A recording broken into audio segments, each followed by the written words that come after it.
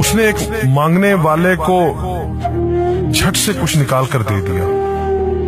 मैंने कहा कि भाई देखभाल कर देना चाहिए, ये फ्रॉड लोग होते हैं और आम इंसान के जज्बा नेकी को एक्सप्लॉइट करते हैं। फरमाने लगे आपने वजह फरमाया, मैं पहले ऐसा ही करता था, फिर एक वाक़ये ने मेरी दुनिया बदल कर रख दी। मैं धर्मपुरा लाहौर में अपने घर से साइकिल पर निकला था कि ठेकेदार से अपने बकाया जात वसूल कर लूं। मैं स्टील मिल फिक्सर था और एक कोठी के लेंटर के पैसे बाकी थे, मगर ठेकेदार आजकल पर टरखा रहा था। मैं साइकिल पर जा रहा था कि एक शख्स अपना बच्चा फुटपाथ के किनारे लिटाए अस्पताल पहुंचाने के लिए टैक्सी का किराया मांगता फिर रहा था। वो कभी किसी पैदल का बाजू पकड़कर हाथ जोड़ देता, मेरा बच्चा बचा ले, मुझे टैक्सी का किराया दे दे। तो कभी मोटरसाइकिल वाले को हाथ देकर रोकता, कभी किसी कार वाले के पीछे भागता कि वो कार में उसके बच्चे को अस्पताल पहुंचा दे। कोई रुकता तो कोई ना रुकता, जो रुकता वो भी उसे घूर कर देखता और आप वाली सोच कर उसे डांटता, काम करके खाने की नसीहत करता और आगे निकल जाता। मैं जो साइकिल साइड पर रोक के एक पांव जमीन पर टेके उसका तमाशा देख रहा था, अचानक उसकी नजर मुझ पर भी पड़ी। उसने मेरी साइकिल का हैंडल पकड़ लिया, भाईजान खुदा के लिए मेरे बच्चे की जिंदगी बचा ली, उसको सख्त बुखार है, आप नीचे उतर कर उसको देख तो लें, आपको यकीन आ जाएगा।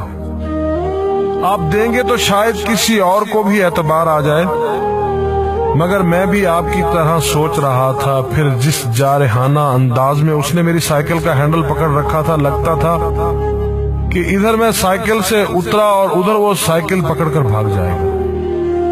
मैंने भी उसे काम करके खाने की तलकीन की और पिछले जुमे में सुनी हुई हदीस उसको भी सुना दी। कमाकर खाने वाला अल्लाह का दोस्त होता है, और अपना हैंडल छुड़ाकर बुड़बड़ाता हुआ आगे चल पड़ा। हरामखोर हमें बेवकूफ समझते हैं। 2-3 घंटे के बाद जब मैं बकाया जात वसूल करके वापस आया तो वो अभी उसी जगह खड़ा मांग रहा था।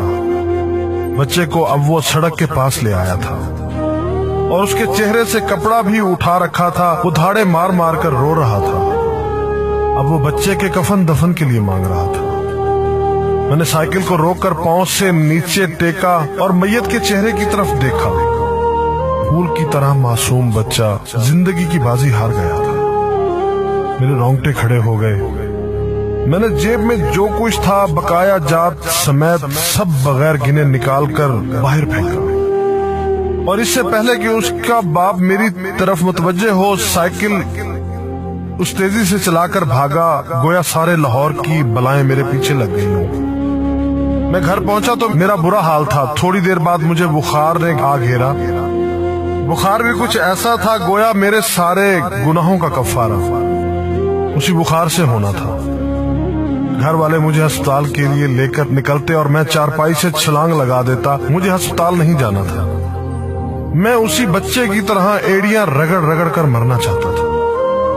2-3 दिन के बाद बुखार को तो आराम आ गया, मगर मैं जहनी मरीज बन गया। मुझे लगता गोया मेरा अपना अकलौता बेटा जो 3री क्लास में पढ़ता था वो उस बच्चे के कफारे में मर जाएगा।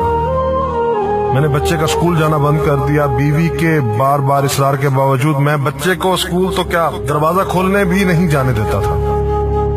40 दिन गुजर गए थे और बच्चे का नाम स्कूल से कट गया था। वाइफ ने अपने भाई से बात की जो दुबई की कंपनी में कैशियर था। उसने मुझे बाहर बुलाने के लिए पासपोर्ट बनाने को कहा, मगर एक तो मैं शनाख्ती कार्ड भी पैसों के साथ निकालकर बच्चे की मैयत पर फेंक आया था। दूसरा, मैं खुद भी बच्चे को अकेला छोड़कर बाहर नहीं जाना चाहता था। वो 40 दिन कयामत के 40 दिन थे। 40वें दिन 10 बजे के लगभग हमारे घर का दरवाजा बजा। दरवाजा मैंने खुद ही खोला और सामने उस बच्चे के बाप को देखकर मुझे चक्कर आ गया। मुझे लगा जैसे हम दोनों आमने सामने खड़े खला में चक्कर काट रहे हैं। दरमियान में बच्चे का चेहरा भी आ जाता। मेरी कैफियत से बेखबर उस बाप ने मुझे दबोच लिया और फूट फूट कर रोना शुरू कर दिया। وہ کچھ کہنے کی بجائے میری ٹھوڑی کو ہاتھ لگاتا اور اسے چوم لیتا، جبکہ میں پتھر کا بت بنے اس کی گرفت میں تھا کہ اچانک مجھے جھٹکا لگا اور میری چیخ کچھ اس طرح نکلی جیسے کسی کو پانی پیتے وقت اچھو لگ جاتا ہے اور پانی اس کے منہ اور ناک سے بہہ نکلتا ہے۔ میں اس بچے کے باپ کو سختی کے ساتھ سینے سے لگائے یوں رو رہا تھا گویا اس کا نہیں بلکہ میرا بچہ مر گیا ہے۔ ہمارے رونے سے گھبرا کر پورا محلہ اکٹھا ہو گیا تھا۔ آہستہ آہستہ 40 دنوں کا غبار نکلا، اس کو میں گھر میں لے کر آیا۔ محلے والے بھی آ گئے تھے جنہوں نے اس آدمی سے بہت افسوس کیا۔ کچھ دیر بعد اس نے اپنی جیب سے میرا شناختی کارڈ نکالا اور مجھے واپس کیا، پھر جیب میں ہاتھ ڈال کر کچھ پیسے نکالے اور میرا شکریہ ادا کر کے کہنے لگا کہ آپ کے پیسے بڑے برکت والے تھے، شاید آپ کے خلوص کی برکت تھی کہ میرے بہت سارے کام ہو گئے۔ سارے اخراجات کے بعد کچھ پیسے بچ گئے تھے، ان میں کچھ پیسے میں نے ادھار لے کر ڈالے ہیں، یہ آپ قبول کر لیجئے، باقی میں بہت جلد آپ کو واپس کر دوں گا۔ میں نے پیسے واپس لینے سے سختی کے ساتھ انکار کر دیا اور منت سماجت کر کے اسے پیسے رکھنے پر راضی کر دیا۔ اس کے بعد میں یہاں بطور اسٹیل فکسر آ گیا۔ میں جی جان سے کام کرتا تھا، چند ماہ میں ترقی کر کے فور مین بن گیا۔ 3 سال بعد میں نے سالے کی مدد سے اپنی کمپنی بنا لی۔ اور اس بچے کے والد کو بھی اپنی کمپنی میں بلا لیا۔ آج وہ میری کمپنی میں فور مین ہے۔ اس بچے کے بعد اللہ نے اس سے 2 بیٹوں اور 1 بیٹی سے نوازا ہے۔ میں اسے آپ سے ملواؤں گا، مگر اسے سائیکل والا قصہ مت بیان کیجیے۔ وہ آج تک نہیں پہچانا کہ میری سائیکل روک کر اس نے مجھ سے سوال کیا تھا۔ وہ مجھے ولی اللہ سمجھتا ہے، جس نے اس بچے کی لاش دیکھ کر سب کچھ نکال کر دے دیا۔